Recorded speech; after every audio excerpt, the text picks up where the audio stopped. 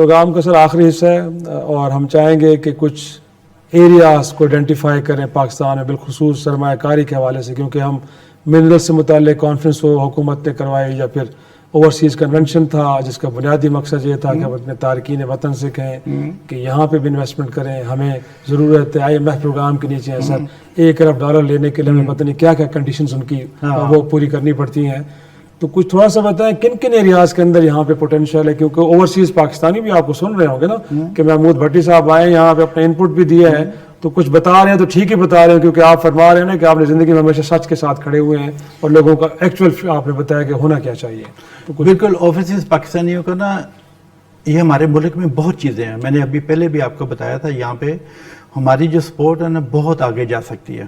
Number 1 آپ کا باہر کا کلائنٹ کوئی آرڈر دے رہا ہے نا، آپ نے اس کلائنٹ نے آرڈر دیا ہے LC کو دیا ہے، اس نے کہا مجھے سائز 1 چاہیے، آپ اس کو سائز 1 دیں، سائز 2 نہ دیں. ٹھیک ہے. اگر کسی نے آپ کو کہہ دی مجھے 30 days یا 60 days میں میرا آرڈر پہنچنا چاہیے، کیونکہ کلر چینج ہو جاتے ہیں، ماڈل چینج ہو جاتے ہیں، کلیکشن چینج ہو جاتی ہے، نیا فیشن آ جاتا ہے. اگر آپ کا 60 days اس کا پرومس، اس کے پیسے لے کے آپ اس کو آرڈر جا کے 90 days میں دیں گے، وہ تو ہو جائے گا تباہ، کیونکہ فیشن چینج ہو گیا ہے، کلر چینج ہو گیا ہے، سمر ونٹر کلیکشن وہ ساری چیزیں ہو گئی بیکار. وہ پاکستان کیوں آئے گا؟ وہ پاکستان کیا کرے گا آگے؟ ٹھیک ہے نا. وہ تو بیچارہ تباہ ہو گیا، اس نے تو آپ کو پیسے دے دیے. آپ کے کلائنٹ وہ چلتے ہیں، آپ کے پاس کلائنٹ، اگر میرے پاس دنیا کے کلائنٹ ہیں ہم ان کی عزت کرتے ہیں. عزت کے علاوہ ہم کرتے ہیں بزنس. اس نے جاپان کا کلائنٹ آیا ہے، وہاں پہ وہ لڑکیاں ہوتی ہیں چھوٹی چھوٹی پتلی پتلی، اس نے سائز 1 کا آرڈر دیا تو میں نے سائز 1 ہی اس کو بھیجا. وہ نیکسٹ ٹائم بھی آپ کے پاس آئے گا، اس کی فنش اچھی ہوئی ہے، وہ نیکسٹ ٹائم بھی آئے گا آپ کے پاس. اس لیے بڑے کاروبار میں پاکستان کو یہ لوگوں کو ان کا پرومس، ان کی چیزوں کو سوچنا چاہیے. پھر کلائنٹ پاکستان میں بہت آئیں گے. کیوں انڈیا جاتے ہیں؟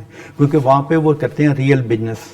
وہاں پہ بھی خراب کرتے ہوں گے، ایسی کوئی بات نہیں ہے، پرسنٹیج بڑی کم ہوگی، لیکن پاکستان بھی اچھے فیکٹری والے ہیں. کراچی میں جانتا ہوں، میں پچھلے سفر گیا تھا، انہوں نے مجھے ایک ایوارڈ بھی دیا تھا بزنس مینوں نے. میں اور فرینچ ایمبیسیڈر وہاں پہ گئے تھے، انہوں نے دیا تھا. اچھے یہاں پہ بھی بہت بڑی فیکٹریاں، لیکن ہمیں اور لگانی چاہیے اور آگے لے کے جانا چاہیے.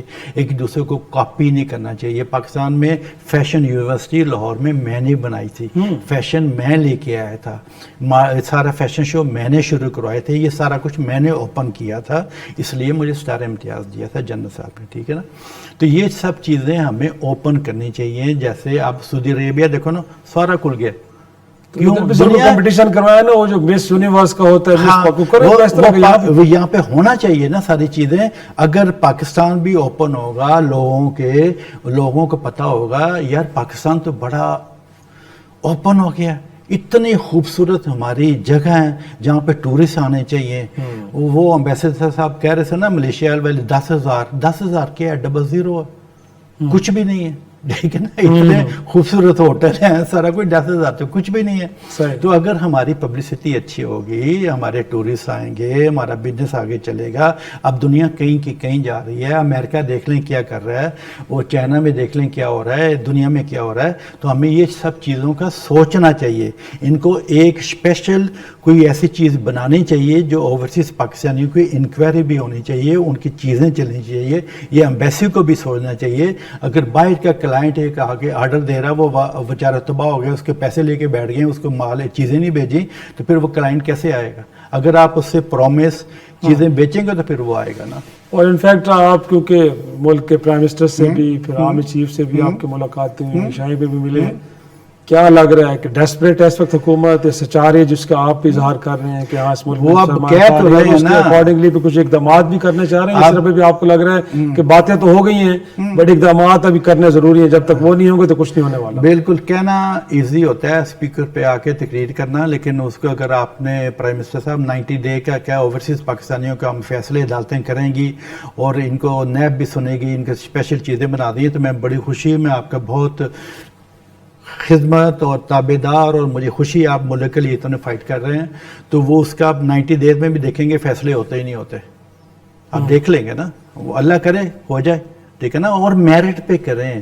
کسی کو کل پرائم منسٹر صاحب کہہ رہے تھے ہم سفارش نہیں سنیں گے, ہم یہ کریں گے تو وہ کریں گے. اگر باہر کے ملک ترقی کر گئے تو ہم کیوں نہیں کر سکتے؟ صحیح. اگر محمود بھٹی صاحب نے کوئی غلط کام کیا تو اس کو بھی سزا ہونی چاہیے, ٹھیک ہے نا. سب ایک ہونا چاہیے نا, پھر ملک وہ ترقی کرتے ہیں. اگر محمود بھٹی صاحب نے کیا تو اس کے اوپر سے فون آ گیا تو اس کا وہ پھیلے ہی پھاڑ دیے, پرچہ ہی نہیں ہونا. یہ کبھی سوچا آپ نے؟ آپ کو لگتا ہے عدالت پولیس میرے خیال میں سب سے زیادہ تنگ لگتے ہیں ان لوگوں نے آپ کو یہاں پہ کیا ہے. یہی وجہ ہے کہ آپ چیزیں آگے نہیں بہتر انداز میں پڑھ. لیکن اگین کیونکہ جیسے میں نے کہا کہ اس ملک کو اب ضرورت تو ہے, مدد چاہیے ہمیں, اور بالخصوص اپنے اوورسیز پاکستانی سے چاہیے. شاید سفید چمڑی والا یہاں پہ انویسٹمنٹ نہ کرے, بٹ جو یہاں سے گئے ہیں اس کو تھوڑا سا ملک کا درد بھی ہے, وہ سمجھتے ہیں کہ نہیں آپ تو ان اوورسیز پاکستانیز کے لیے کیا پیغام آپ کا ہے کہ کن کن شعبوں میں آ کے یہاں آئیں ملک کے اندر؟ آپ تو حالات کو جانتے بھی ہیں, اس کے آپ عادی بھی ہیں, تو نامساعد حالات میں بھی آپ کو کچھ کرنا چاہیے. پاکستان اوورسیز پاکستانیوں کو پاکستان آنا چاہیے, یہاں سے چیزیں لے کے باہر آپ جا کے کریں, کیونکہ بہت چیزیں ہیں ہمارے پاس. بہت فٹ بال ہمارے پاس بنتا ہے, گارمنٹس ہمارے پاس بنتا ہے, رائس ہمارے پاس ہوتے ہیں, اور مسالے بنتے ہیں, چیزیں بنتی ہیں. تو منرلز بھی ہیں نا, منرلز کی بات کر رہے ہیں. منرلز کی بات دیکھ لیں کل وہ سٹونز کتنے ہیں یہاں پہ؟ سٹون یہاں پہ کتنے ہیں؟ یہ سارے سٹون پاکستان کے ہیں. یہاں پہ بہت چیزیں ہیں. آپ افریقہ کنٹری میں کیوں جاتے ہیں؟ پاکستان میں بڑی چیزیں ہیں, ٹھیک ہے نا. افریقہ کنٹری اب اتنی غریب کنٹری تھی, اب امیر بن رہی ہیں کیونکہ ان کے پاس سٹون ہے, پیٹرول نکل رہا ہے. یہ ہمارے پاس بھی بڑی چیزیں ہیں, ٹھیک ہے نا. ہمارے پاس بھی بہت چیزیں ہیں. اگر آپ صحیح محنت سے سنسیئر ہو کے کام کریں گے, اللہ میاں ان چیزوں میں بہت بہت برکت ڈالے گا. اور انفیکٹ اس ملک کی سیاسی قیادت سے آپ مطمئن ہیں؟ قابلیت ہو, ویژن ہو ان کا, کیونکہ لیڈر تو ہوتے ہیں نا سر, ادھر بھی تو آپ سیاستدانوں سے ملتے ہیں نا, ملک کے پریزیڈنٹ سے ملتے ہوں گے, سیاستدان تو ہے نا. لیکن میں ملتا ان کے اور ان کے ویژن میں کوئی آپ کو لگتا ہے کہ کہیں نہ کہیں نہیں بہت فرق ہے. لیکن میں سیاست میں کبھی نہیں آیا کیونکہ میں ان چیزوں کا پتہ بھی نہیں ہے. میں کبھی اس میں دخل نہیں دیتا کیونکہ مجھے پتہ بھی نہیں ہے. میں اتنی چیزیں کرتا ہوں, یہ مجھے چیزوں کا شوق نہیں ہے بالکل. جو منسٹر ہے نا اس کا رول میں پلے نہیں کر سکتا, کیونکہ ان کو منسٹر صاحب کو پتہ ہوگا میں نے کیا کرنا ہے, پرائم منسٹر کو پتہ ہوگا میں نے کیا کرنا ہے, ملک میں نے کیسے چلانا ہے. چیف آف اسٹاف آرمی صاحب جو ہیں ان کو پتہ ہے میں نے اپنی جو فوج ہے ہماری اتنی پیاری اتنی بڑی ملک میں فوج ہے, ہمارے پاس بم آٹومیٹر سارا کچھ دنیا میں 5ویں نمبر پہ پتہ نہیں کتنے نمبر پہ آتی ہے, تو ان کو پتہ ہے نا میں نے کیسے چلانی ہے.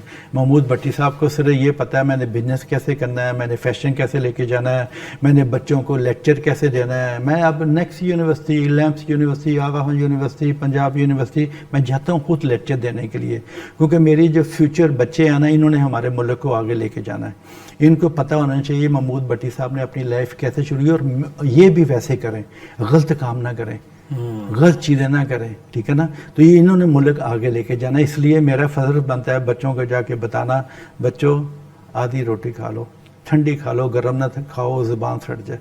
انٹرسٹنگ. اور لاسٹلی اتنا کچھ ہوتے ہوئے ایک تو خیر میریٹل لائف کے اندر ایک سیپریشن ہوگی, اس کے بعد سب کچھ ہوتے ہوئے محمود بھٹی صاحب اکیلے کیوں رہتے ہیں؟ کچھ اب نا مجھے شوق ہے, میں کہتا ہوں پتہ کیا مجھے کیا شوق ہے, آپ کے ٹی وی پہ میں کہہ رہا ہوں, کل اگر یتیمخانہ انہوں نے مجھے بنانے دیا, ایک مافیا مجھے نہ بنانے دے رہا ہے, اگر بنانے دیا نا تو میں نے ادھر جا کے رہنا ہے.